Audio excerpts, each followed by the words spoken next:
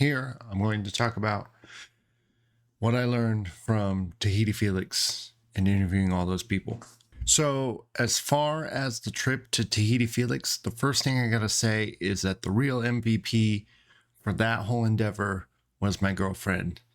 Tara did such an amazing job keeping up and just kind of going along with everything, carrying all the stuff for me, with me, not for me, with me. I didn't make her hold. Can you imagine? Like, can you carry all of this? I'm a YouTuber. She's awesome. She just went. I started as a vacation for us to get away, so we can get away from family life and everything like that. And eventually, the idea kind of popped into my head. I had already been collecting a little bit of equipment, and I said, I think this is a great opportunity to do that. And she was down. She was excited for it. She wanted to see what came from it, and she helped. I had way more stuff than I needed. I definitely learned a lesson. I'm gonna have the iPhone gang. I'm gonna have like 10 iPhones, and those are gonna be all my cameras, not like a bunch of like super expensive $1,000 cameras. And we had all that stuff. She had a big old backpack. I had a big old backpack, and carrying stuff too, and getting there and hanging out, and that first day I knocked out all those appointments, and we forgot to eat in the morning. So by the time I was done with all three, which is about 5 hours of interviewing, I was like, we need to get something to eat.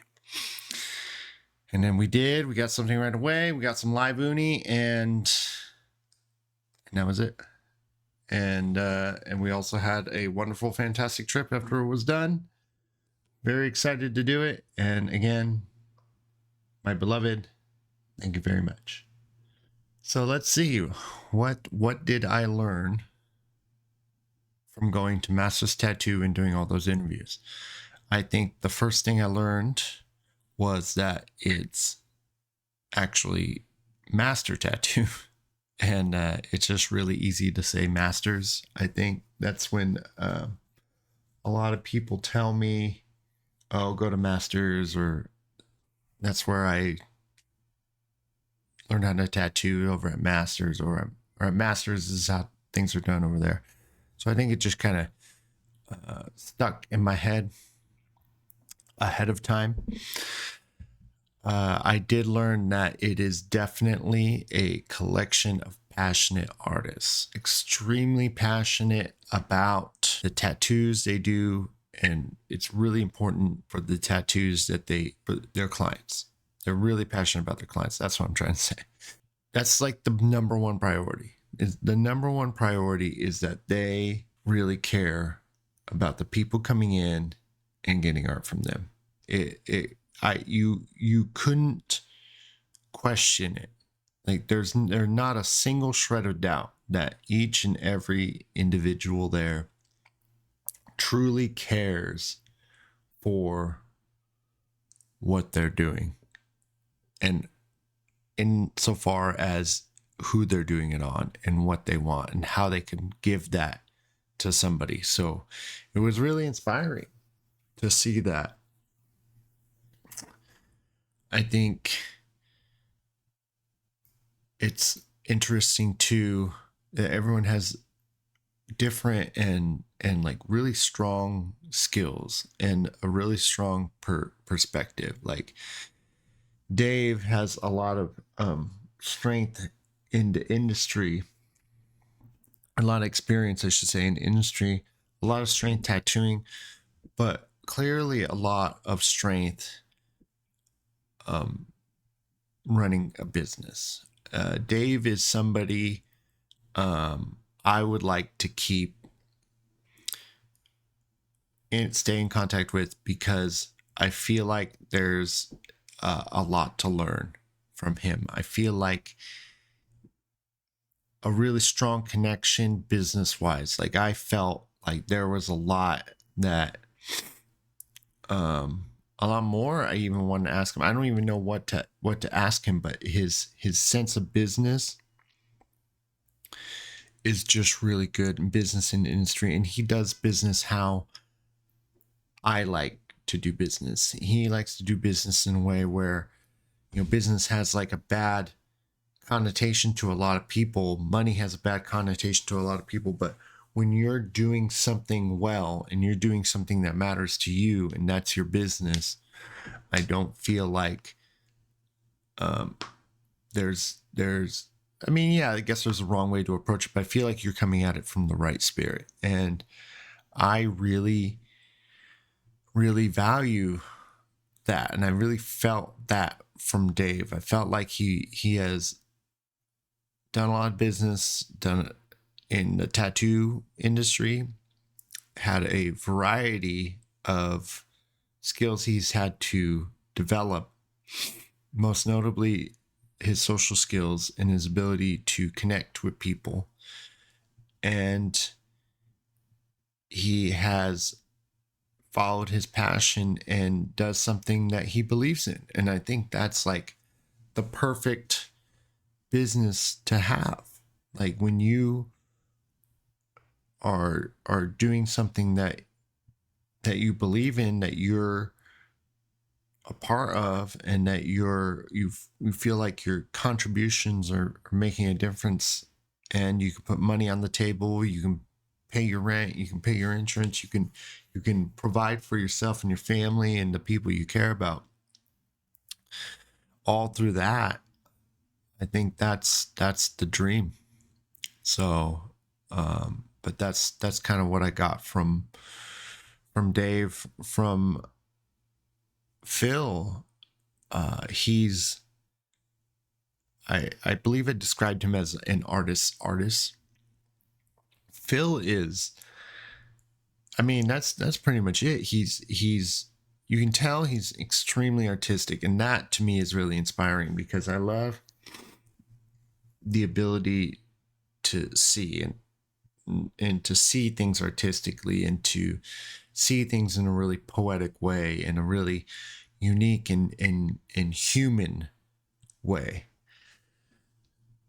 Bill, he's just got it. He just got that artistic capability, that artistic sense, that touch, that outlook on life. And he's clearly been doing it for a long time, and he's clearly very talented. He's very talented. He's talented in the ways that I wanted to be before I started really focusing on symbolism and more of a graphic design based style, which I love, don't get me wrong, but I always really admired that fine art style, and he incorporates a really traditional look into it. My conversation with Q, I felt was great. I mean, I had known Q before. We had talked not a whole lot, but you know, enough to have a rapport. So it's really nice. You know, I sometimes I didn't quite feel that there was this age difference between him and I just felt really connected, and I felt like it was really nice seeing his perspective on the business. When I first met him, he was one of the most studious, the word escapes me, apprentice.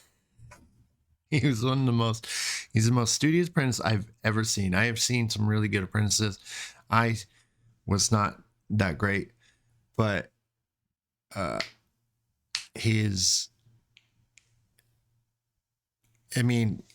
wasn't that great in my own head, how I felt like apprentice should be. It's hard. It's hard being an artist, hard motivating yourself to do that, especially when you're young and your brain's all little. But he took it to like a way next level. I guess he had so many failures or road bumps or things that went wrong in his trying to get into tattooing, that on this last hurrah, I think especially with working with Gil and learning from Gil and understanding the value of the opportunity that he really just went 100,000%. And when I saw him, he had like a little notebook in his like pocket, and he was constantly write things down. And if I said something that was like, this is what I do and this is how I do it, and I do it for this reason, he'd just pull it out and just write it down. So that was really, to me, inspiring to see, and inspiring to see somebody learning and is passionate about it and has visions and dreams and goals. And it's just nice. It's just nice seeing that it's a breath of fresh air. And it's great because all the 3 different interviews I did were so very different, and they all flowed so well, and the conversations just came out so nice. I think it goes into my next part that I was going to say, is that, you know, everyone interprets tattooing differently. Everyone just has, like, obviously a different trajectory and past, but a different way of seeing. And the fact that I was so happy that I got to, I came up with that one question.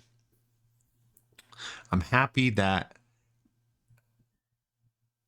I was able to incorporate that one question.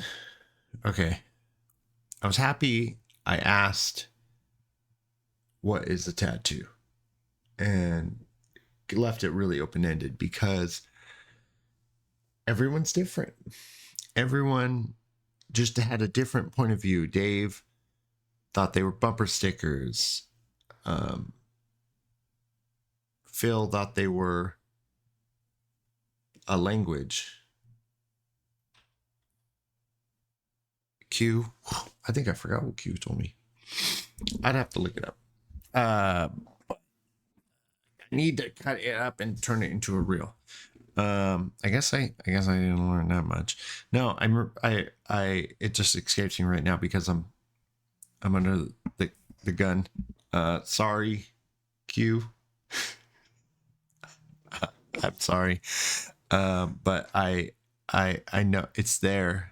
It's there, and it's going to take me way too long to piece it together. And I ruined this video. But it's just exciting to see. I mean, I really felt everyone's point of view was really good. I felt Dave's is probably the closest to the interpretation that I have, and it's far. What's crazy is it's so far removed from what I had started to feel like a tattoo, which was just pigment applied with a needle. It really kind of brought me in closer to the magic that is tattooing.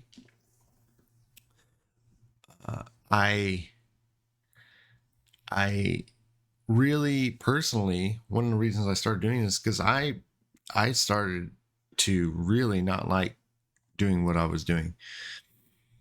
I think that it just started to get really, I call it 9 Inch Nails. You know, a song every day is exactly the same. Really started to feel real 9 Inch Nailsy. And I think I had hit a peak of growth. I think I was not growing in the way that I wish I was growing. I feel like I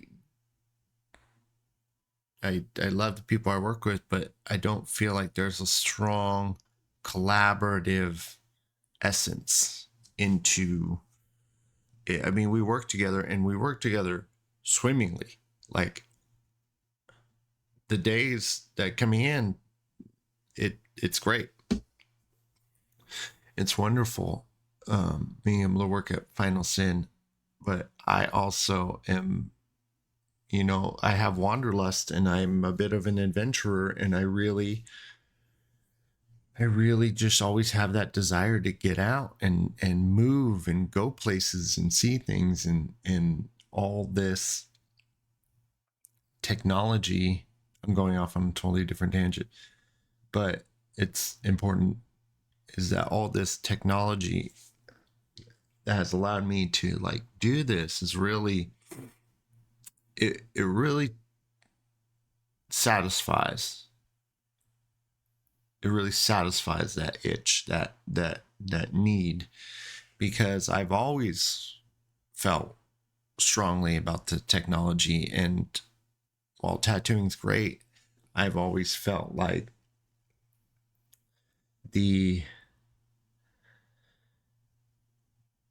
there was something I lacked in it, that it wasn't up to date as fast. It's kind of a late bloomer. To the whole world. And I think that's part of its charm. I don't think I would like it any other way, but there's also a part of me that, like when I draw, I use a computer. And even if I got to do things by hand, that's really a last resort. If I can't do it with a mouse, I'll even pull a line around the mouse, which is, I know, weird. Probably looks alien to a lot of people. And I know a lot of tattooers, they're not really technologically savvy. I know, because I feel like I teach a lot of them how to utilize tech into their lives, into what they're doing. I'm always ready to jump at the chips. I'm always ready to try something new, some new thing, something new that came out, a new ink or a new device or a new this or a new that. A lot less these days. When I was younger, certainly I'd ooh and ah and a lot of that stuff. But I think that I mean, I don't think people are thinking about the possibilities of using the technology for the tattoo industry in the ways that I'm thinking about them. And maybe that's just where I'm supposed to go, because it certainly feels like that.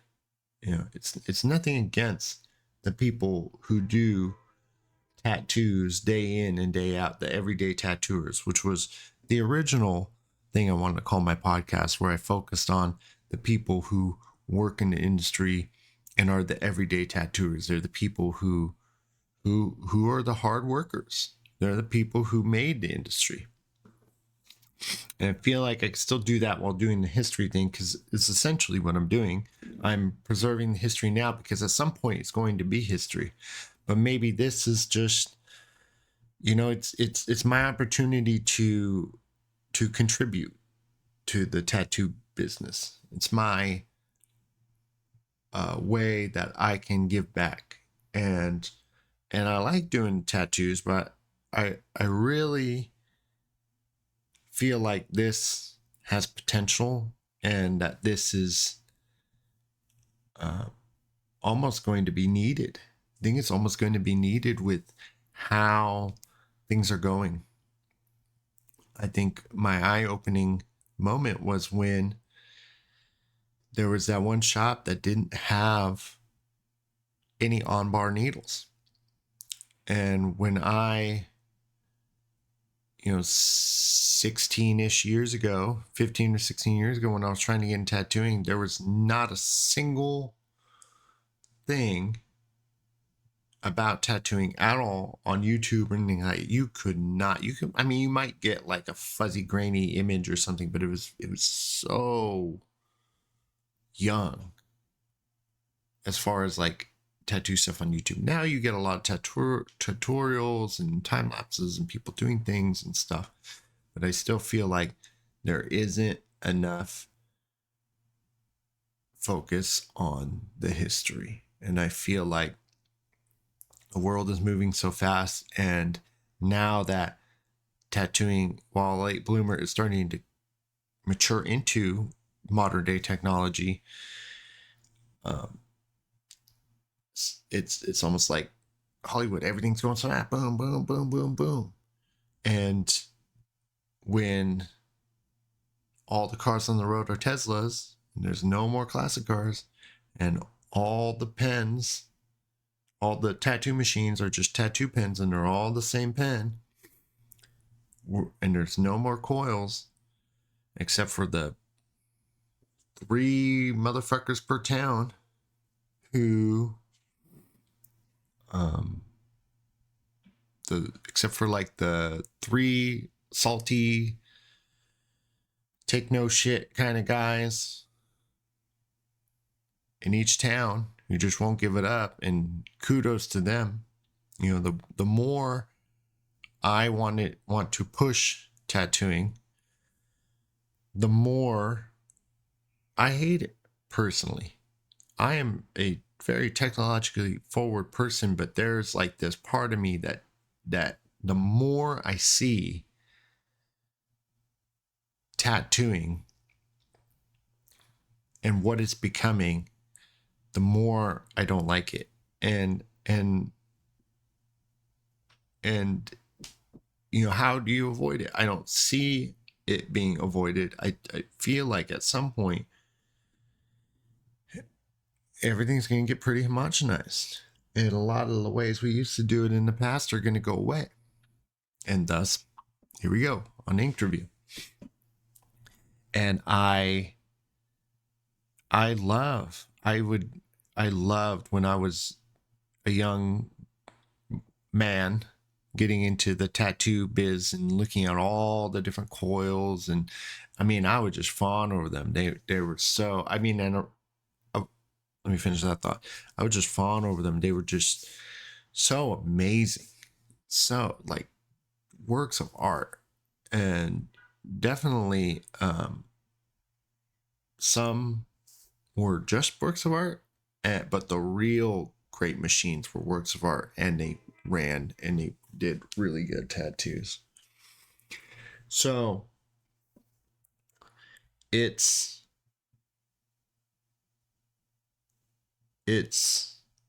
I feel like losing a lot of magic. And that was the point I was going to make, is that like the more I do this, the more I talk to these people, the closer I feel to the magic that is tattooing, that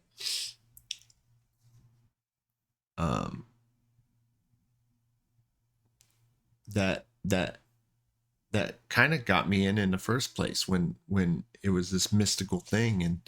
And talking to them it's just rejuvenating. It's nice to see these people who have passion, and it's not lost in the hustle, and it's not lost in the popularity or the celebrityness of it. It's not lost, you know, like another reason I wanted to do this, because a lot of the stuff that's out there for tattoos is really just celebrities with tattoos or celebrity tattooers. And I don't know about anybody else, but I do not like popular stuff. I don't like, if I like something and it becomes extremely popular, a lot of times I'll stop liking it. I really couldn't care less about celebrities. The only celebrity that I ever gushed over was Stan Lee, which I got his signature right here. And of course, Stan Lee is, you know, and that was before he got ultra mega famous. So, and the only other person would probably be Jason David Frank, but I never got to meet him. That was my favorite Ranger growing up, because I was a big Power Rangers kid. But R.I.P. Jason, R.I.P. Tommy the Green Ranger. But I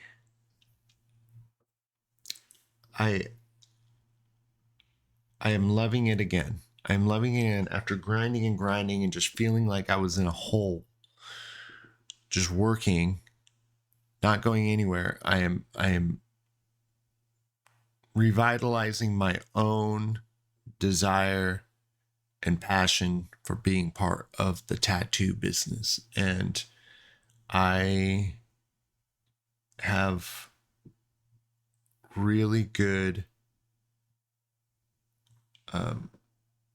I think it's got legs. I have a good hope for the future. I'm optimistic, I should say. Hopefully this went well. This is probably the first time I've ever actually done anything like this. As for, just talking, being a talking head video, this is my first one. It's definitely a little weird. I don't think I would do this outside of it being absolutely necessary, but I think this is the way I'd rather show my face and talk. I think people would rather see that than just me looking at a screen or some B-roll and stuff. I think that what's next? Let's talk about what's next. So what's next is on August 3rd, I'm going to the 75th anniversary of Tahiti Felix Master Tattoo. And I'm hoping to meet a lot of people. I want to meet a lot of people and get their stories. Hopefully, maybe I can sit down for an interview with somebody. Maybe Gil, maybe Dave's mentor, Goldfield. I'm sure that guy's got a ton of good stuff. We just came back from Humboldt, and that was a rough trip, but one of the good things to come out of that trip was I did get a chance to talk to Henry Kruger at Sailor's Grave Tattoo. He's a 30-year tattoo veteran, and I'm excited to share his story. He was willing to sit down with me. It's probably the longest one I've done yet, about 2 hours. And I am probably going to release that one soon after I'm done with the Tahiti Felix ones. And what's next for the Tahiti Felix series is this, which will probably air on Sunday. And that will happen. This will air the day after I go to San Diego. I'm taking a boomerang flight. I'm literally leaving. I'm working that day, leaving that night, going on the plane at like 8, flying down to San Diego, going to bed right away, waking up, going straight to Masters. I'm going to see if they need any help. And I'm hoping to set up a couple cameras, 2, and with microphones attached. And that each one, people will be able to talk and tell whatever stories that they want to tell for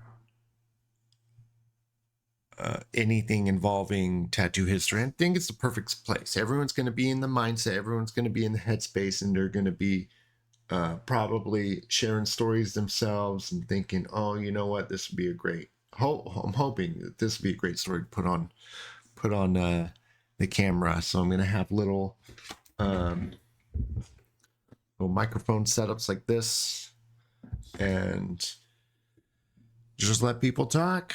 Just let people talk and riff and get some stories, cut them up, set them up in which way, and that'll be my if I don't have another interview, those will be my last bits of history for that series of Tahiti Felix Master Tattoo 2024. I may come back again, and in the future I will very likely revisit Masters. There you go, Master Tattoo, when I sometime in the future.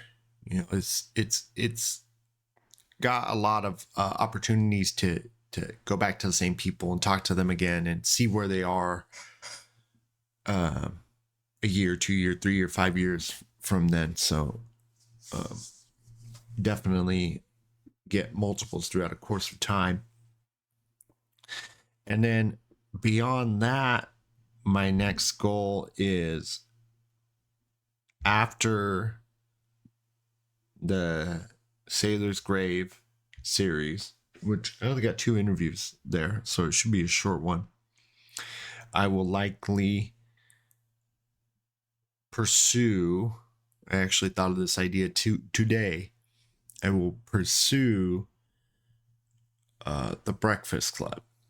And not the movie, but there's a book about The Breakfast Club. It was a collection of Flash, and it was done with, let's take a look here. It was a group of tattooers in San Francisco who would get together for breakfast and talk about the craft, and they would paint, and they were just kind of like a clique of tattooers in the 90s, 2000s, and they called themselves the Breakfast Club. And they made a book, The Breakfast Club, and it's got Derek Montez, Mary Joy, Mike Giant, Paul Dobelman, and Matt House. And I emailed everybody this morning before I started this video, and I'm hoping to hear back from them soon. It'd be great to get each person's story, and the whole concept would be centered around the Breakfast Club and SF tattooing around that time. It would also be really nice if maybe I can get a couple of them together. I think most everybody is still in the Bay Area except for Matt House, who is in Southern California now. So I am hoping to do something with that. Hopefully there's plenty of time before I need a new series. I have quite a few weeks lined up for releases in content. I just do a video a week. That's what I focus on. I just try to do that. And I try not to, if I do any more, it's just crazy. But hopefully that will be enough. And maybe this, or that they will reach out to me in time. I don't know what I'm saying. I'm all that acid long time ago. Bad for you. Bad for you. They should hopefully get back to me in time before I need to come up with some new content. And regardless, I will try to figure something out. Blackheart is having a party on August 10th. Hopefully, maybe I could reach out to Scott Sylvia and see if he's open to me putting up a camera and letting people talk. Got tattooed by him before. Maybe we'll see. And